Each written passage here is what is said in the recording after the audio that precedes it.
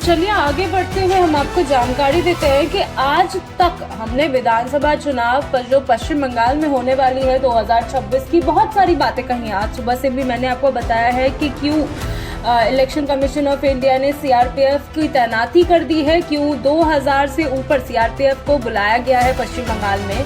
तो वहीं अभी जो खबरें हैं ये भी मैंने आपको बताई थी कि किस प्रकार से पार्टी एक दूसरे की रैली को वायलेंस में तब्दील कर रहे हैं, वहाँ लड़ाई झगड़े कर रहे हैं, दंगे वाले माहौल पर गए हैं। लेकिन अभी क्या हो रहा है कि पश्चिम बंगाल विधानसभा चुनाव 2026 के बीच राजनीतिक माहौल लगातार गर्माता जा रहा है। जी हाँ, ये तो आपने सब सुना ही होगा।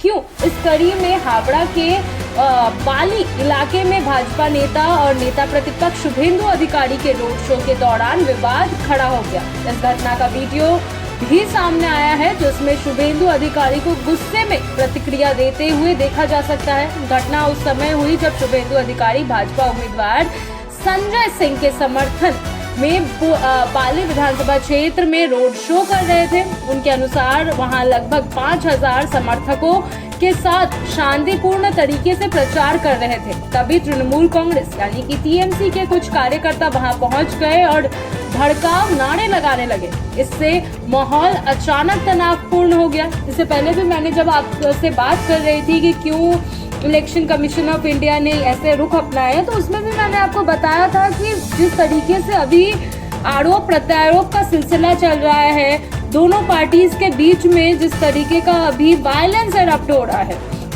तो वही वायलेंस फिर से शुभेंदु अधिकारी की रैली में देखा गया। शुभेंदु अधिकारी ने आरोप लगाया कि टीएमसी कार्यकर्ताओं ने जानबूझकर माहौल बिगाड़ने की कोशिश की। उन्होंने कहा कि नारेबाजी के जरिए उनके रोड शो को बाधित किया गया।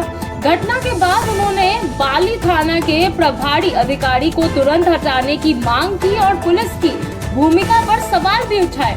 यह पहली बार नहीं है जब चुनावी प्रचार के दौरान इस तरह का टकराव देखने को मिला है। बंगाल में चुनाव के दौरान अक्सर राजनीतिक दलों के कार्यकर्ताओं के बीच तनाव और झड़प की खबरें सामने आती रही है।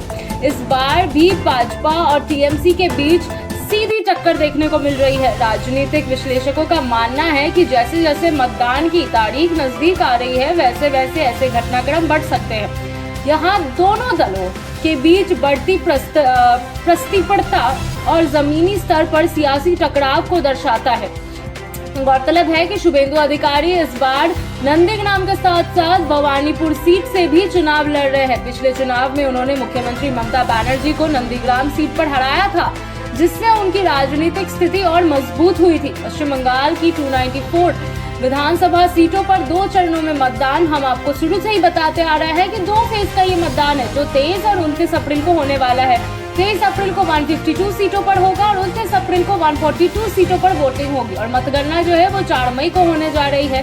कुल मिलाकर अगर बात करें तो ये घटना बंगाल चुनाव में बढ़ती राजनीतिक तनाव और आरोप प्रत्यारोप की राजनीति को दर्शाता है। आने वाले दिनों में इस तरह के घटनाक्रम चुनावी माहौल को और ज्यादा गर्मा सकते हैं। और एक और जानकारी मैं आपको दे दूं कि जो नारेबाजी थी वो नारेबाजी यही थी कि शुभेंदु अधिकारी जो बीजेपी के कार्यकर्ता है, जो वहाँ के पार्टी में जो रैली में वहाँ पे थे, वो नारेबाजी कर रहे थे जय श्री राम का, और टीएमसी के जो कार्यकर्ता आए थे वो शुरू कर दिए नारेबाजी की जय बांग्ला का, जिसकी वजह से ये पूरा मुठभेड़ हुआ, जिसकी वजह से इतनी ज्यादा गुस्से वाली स्थिति वहां पे पैदा हो गई।